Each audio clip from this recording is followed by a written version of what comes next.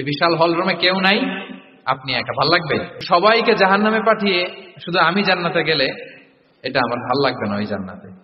আমরা কিভাবে আমাদের জান্নাতের দলকে ভারী করতে পারি, এই চেষ্টাটা আমাদের বেশি বেশি করতে হবে, কি বলেন? তাহলে দাওয়া should be full of love, কারণ ভালোবাসা দিয়ে যা জয় করা যায় কঠোরতা দিয়ে তা পারা যায় না। ভালোবাসা দিয়ে আপনি যেটা করতে পারবেন, কঠোরতা দিয়ে কখনো সেটা করতে পারবেন। আসুন আমরা হাদিস থেকে শুনি, সিরাত থেকে শুনি। আল্লাহর হাবিব সাল্লাল্লাহু আলাইহি ওয়াসাল্লাম মসজিদে নববীতে বসে আছেন সাহাবাদেরকে নিয়ে। হঠাৎ এক বেদুইনের আগমন। বেদুইন মানে যার মধ্যে নগর জীবনের কোনো নিয়ম কানুন সে দেখেনি, জানে না, বুঝে না। সিভিলাইজেশন বলতে যেটা বুঝি, ভদ্রতা, কার্টিসি, ম্যানার, এটা সে শিখেনি। এরকম এক বেদুইন অনেক দূর পল্লী থেকে মদিনার মসজিদে নববীতে এসেছে, কিন্তু সে ইসলাম ধর্ম গ্রহণ করেছে, মুসলিম। তো মসজিদে ঢুকে সে 2 রাকাত নামাজ পড়তেছে। এসে যে রাসূলকে সালাম দিবে, কথা, ওই কার্টিসিটাও নাই। রাসূল সাল্লাল্লাহু আলাইহি ওয়াসাল্লাম বসা ওইদিকে সাহাবাদের নিয়ে, সে তার মতো এসে এক জায়গায় মসজিদের সাথে তার উট বেঁধে সে 2 রাকাত নামাজ পড়ে দোয়া করতেছে আল্লাহর কাছে। কি দোয়া জানেন? দোয়ার মধ্যেও কাটিছি নাই। দোয়াতে বলে, ইয়া আল্লাহ, আল্লাহুম্মা আরহামনি ওয়ারহাম মুহাম্মাদা ওয়ালা তারহাম মা'ানা আহাদা। মানে আল্লাহ, তুমি শুধু আমারে রহম করো আর মুহাম্মদ সাল্লাল্লাহু আলাইহি ওয়াসাল্লামের রহম করো, আমাদের সাথে আর কারোর রহম করো না তুমি। বেদুইন, তার মধ্যে আদাবু দোয়া, দোয়ার যে একটা এটিকেটস আছে, এটা তো তার জানা নাই। দোয়ায় অন্যদের জন্য দোয়া করলে যে নিজের লাভ, এটা সে জানতো না। আমি যদি বলি যে আল্লাহ এই ভাইদেরকে তুমি কবুল করো, তখন ফেরেশতারা বলে আল্লাহ যিনি দোয়া করতেছে আগে তাকে তুমি কবুল করো। কেউ অসুস্থ, আমি যদি বলি আল্লাহ আমার এই ভাইকে তুমি সুস্থ করো, আল্লাহ ফেরেশতারা বলে আল্লাহ যিনি দোয়া করলেন আগে তার রোগ বালাই থাকলে আগে তাকে সুস্থ করো। এই যে দোয়ার এটিকেটস, আদাব ও দোয়া, এটা সে জানতো না। সে দোয়া করতেছে আল্লাহুম্মা আরহামনি ওয়ারহাম মুহাম্মাদা ওয়ালা তারহাম মা'ানা আহাদা, শুধু আমারে রহম করো, মুহাম্মদ সাল্লাল্লাহু আলাইহি ওয়াসাল্লাম রহম, আর কাউরে না। তো রাসূল সাল্লাল্লাহু আলাইহি ওয়াসাল্লাম দূর থেকে দেখতেছেন এই দোয়া, আর বলতেছেন যে হায় রে, একটা প্রশস্ত জিনিসকে সে সংকীর্ণ বানায় ফেলল। আল্লাহর কাছে কি রহমের কোনো কমতি বা ঘাটতি আছে? নাই। সে তো দোয়াতে সবাইকে ইনক্লুড করতে পারত। তো রাহমাতাল লিল আলামিন আল্লাহর হাবিব সাল্লাল্লাহু আলাইহি ওয়াসাল্লাম তিনি বুঝতে পেরেছেন যে এই লোকটা আসলে বেদুইন, তার মধ্যে ওই কার্টিসি নাই। তো তিনি ফলো করতে লাগলেন যে দেখি লোকটা কি করে। তো লোকটা দোয়া টোয়া করেই এবার যে মসজিদের এক কর্নারে বসে ওখানেই পেশাব করা শুরু করলো। মানে কোনো কার্টিসি, নিয়ম, ভদ্রতা তার জানা নাই। তো তাকে পেশাব করতে দেখে বাকি লোকেরা তো তাকে ধরতে গেল, মারতে গেল। রাসূল সাল্লাল্লাহু আলাইহি ওয়াসাল্লাম বললেন, দাউ, রাখো রাখো, আরে থামো থামো, ওকে কাজ ছাড়তে দাও, ওকে ওর কাজ ছাড়তে দাও। কারণ আপনারা এটা ভালো জানেন যে ওয়াশরুম সারা অবস্থায় যদি কেউ বাইরে থেকে জোরে ডাক দেয় তাহলে অবস্থা খারাপ আছে, ঠিক কিনা বলেন? কেউ টয়লেট সারতেছে ওয়াশরুমে, তখন যদি আপনি জোরে নক করেন এটা তার ক্ষতি হয়, কারণ আগে তাকে ওইটা পাস করতে হবে স্মুথলি। এটাও একটা এটিকেট যে কেউ ওয়াশরুমে গেল, আমাকেও যেতে হবে, তো আমি যে বারবার ডিস্টার্ব না করে ওখানে একটু পায়চারা করতে পারি, একটু হালকা মৃদু শব্দে কাশি দিতে পারি, বা আমি যে বাইরে আছি, সামওয়ান ইজ ওয়েটিং আউটসাইড, এটা তাকে বুঝাতে পারি। কিন্তু অনেকে যে কি করে, ধাম ধাম করার যখন শুরু করে, ওই বেচারার তো অবস্থা টাইট। এটা যেন আমরা না করি, এই শিক্ষাটা কিন্তু এই হাদিস থেকে পাই। রাসূল সাল্লাল্লাহু আলাইহি ওয়াসাল্লাম বললেন, দাউ দাউ, রাখো রাখো, আরে ছাড়ো ছাড়ো, ও তো ইউরিন পাস করতেছে, রাখো, ওটাও সারুক, আগে সারুক, আমরা পরে ডিল করি। তো সবাইকে তিনি থামালেন, ও সারলো। এবার রাসূল সাল্লাল্লাহু আলাইহি ওয়াসাল্লাম বললেন, এবার তোমরা যে ওয়াহারিকু আলা বাউলিহি সাজলান মিন মা, যেহেতু মসজিদে নববীর ফ্লোর ছিল বালুর ফ্লোর, শুকিয়ে যাবে, বললেন যে ওর পেশাব করা জায়গার উপর 1 বালতি পানি ঢেলে দাও। সাহাবারা দিল।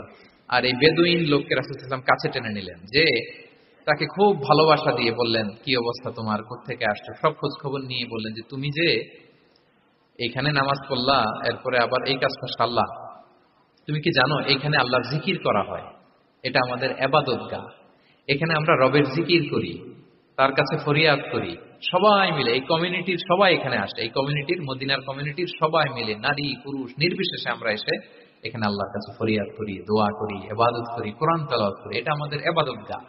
এইখানে কি এমন কাজটা করা তোমার ঠিক হলো? সে তো লজ্জায় কাছুমাছু হয়ে রাসূল সাল্লাল্লাহু আলাইহি ওয়াসাল্লামের কাছে ক্ষমা চাইছে। সুবহানাল্লাহি ওয়া বিহামদিহি। একটা কঠিন পরিস্থিতিকে ভালোবাসা দিয়ে রাসূল সাল্লাল্লাহু আলাইহি ওয়াসাল্লাম কোথায় নিয়ে যেতেন, এটাকে পুরো হিস্ট্রি পাল্টে দিতেন, সিনারিও পাল্টে দিতেন।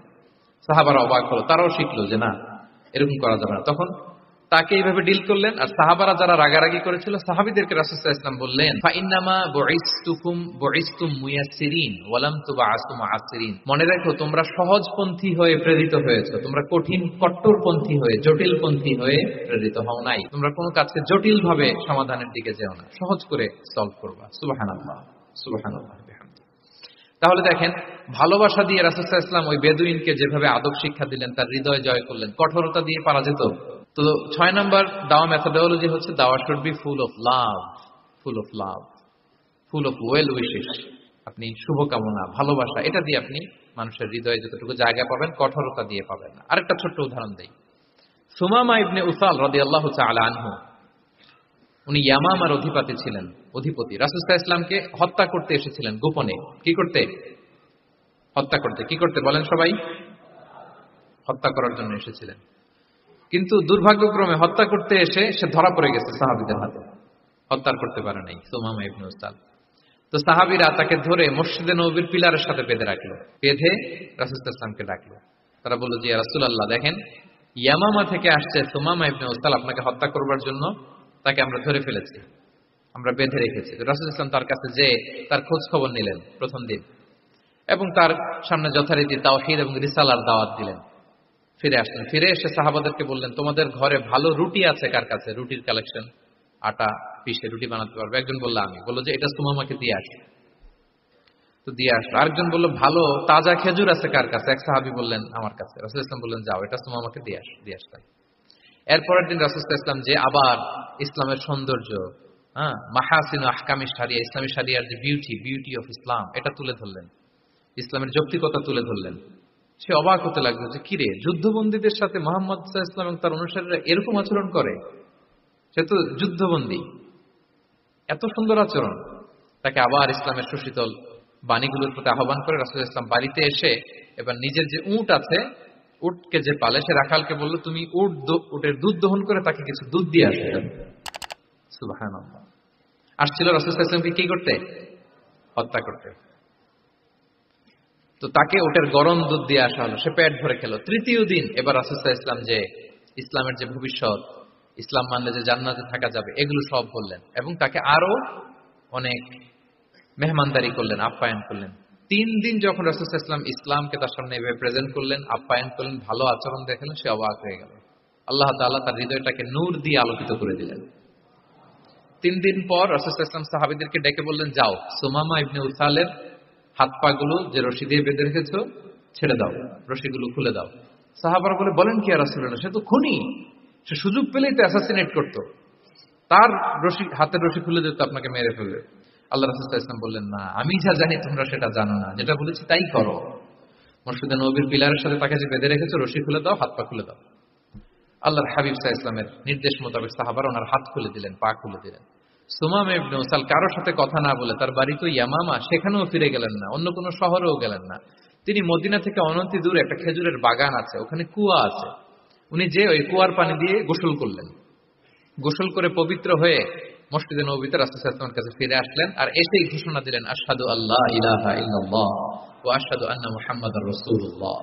সুবহানাল্লাহ সুবহানাল্লাহ।